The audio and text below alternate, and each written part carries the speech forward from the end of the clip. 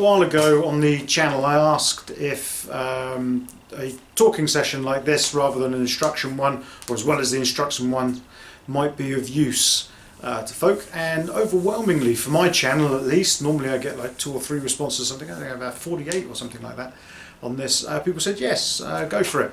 And whilst I have a voice for nighttime radio, and some might argue a face for radio, here we are. So if you manage to stay awake, I will try and keep each one of these under 5 minutes long, but I do tend to warble on quite a bit. So anyway, in this first one, I thought I'd take a look at what tools I think are essential to get starting. And what I'm talking here is starting from a complete standstill. So you kind of got no real amount of space, you've got nothing to do anything in, perhaps a tight budget. What tools will enable you to start hitting some metal and seeing if you enjoy the armouring as a hobby.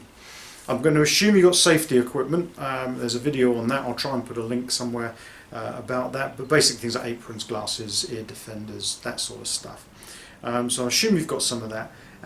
So we'll take a look at what tools I think are essential. Now if you ask a dozen armourers what tools you think are essential, you'll probably get 2 dozen answers to that, or variations to it, but here we go. So first off is a hammer, obviously. Now this, I think, certainly has become in my mythological memory. I think this was the first hammer I got for this sort of thing, for the armouring. I had one previously with a hook on the end that enabled me to make a little knife that's just over there that I'll show in the closing bit of the video. But you certainly need a hammer. It doesn't have to be the greatest shape in the world. About this sort of size. I lucked out and got one with a ball peen, which was rare in the UK. They tend to have the sort of nail removing claw on the back, but I managed to get one of these, and I think this has certainly become the first one that I owned, because obviously you've got to hit the metal. Before you can start hitting the metal, you need to cut it, and you can get just about anywhere. You can get these sort of tin snips.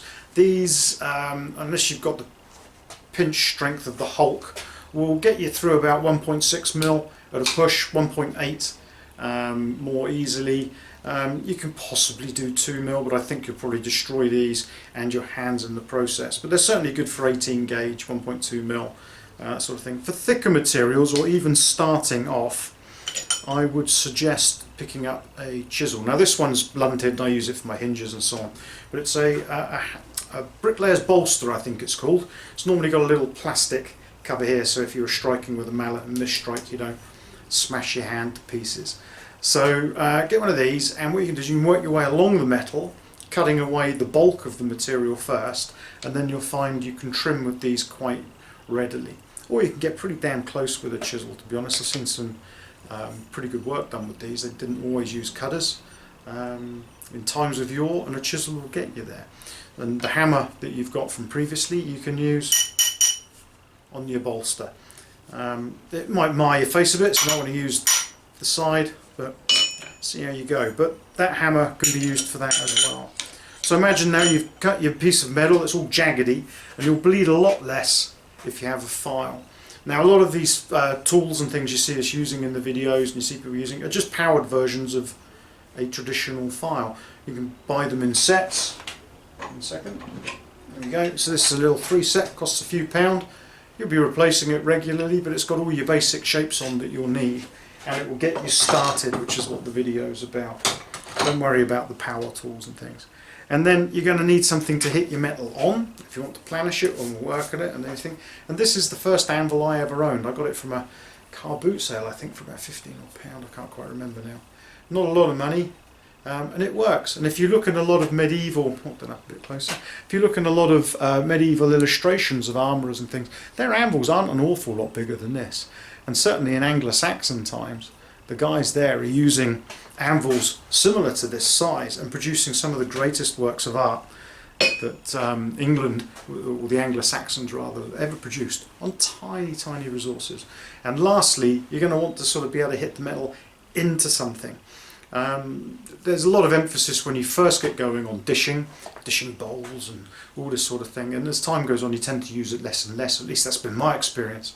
But all I did was I went to, 1 second, I went to a wood suppliers, wood wholesalers, and bought this. I think it was about 8 foot tall, and I cut it into lumps like this. I think I had them cut it for me, and then I just about see on the screen there, put in some dishing shapes there, one on the end here that I use from time to time. Use it less and less, but certainly early days this was bread and butter, because it enabled you to push the metal in and then you could planish it back and so on the anvil. Now you're not going to produce the greatest, well you might do, but you're unlikely to produce the greatest works of armouring, the armouring art on such a simple set of tools. But it will get you started, and from that you should be able to produce something like, a bit dusty this one, but something like this. Quite easily, should get you moving. And you can start to see whether or not you enjoy the hobby. I'm hoping to do a tutorial on how to make that with the patterns and everything. It's a sort of ahistorical helmet. For somebody who's perhaps not tried any of this before, you can see whether or not you enjoy doing it. And one last thing that crosses my mind is, I don't have one, you're going to want a hole punch.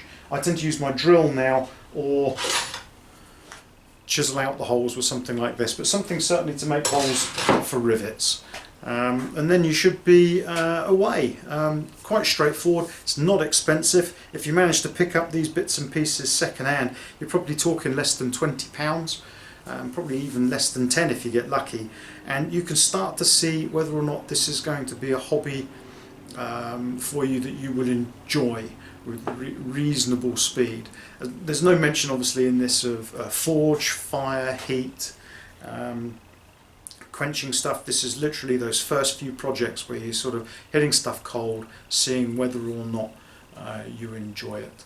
There's loads of things crossing my mind of ancillary bits and pieces that I would suggest maybe you get to save your hands, like gloves or mole grips or tongs, just because you can hold the work in there and it saves the vibration smashing up through your hand. But you know, it's a minimum list, and I'm trying to keep it nice and straightforward, but that'll get you going. Your skill will then inform you and make way for the tools that you need. I think if you go stock your workshop straight from the beginning, you'll end up like most of us do, with a bench just behind me here, which has got all of the tools you've never used underneath it. Get those basic tools, take on a few of the simple projects, get started, and then let your skill make way for the tools that you need. You will discover what tools you need and save yourself a lot of money and a fair bit of time in the future. So good luck, get going, see how you get on, and keep an eye out for that tutorial if you're interested. I shall hopefully be doing that around Christmas time.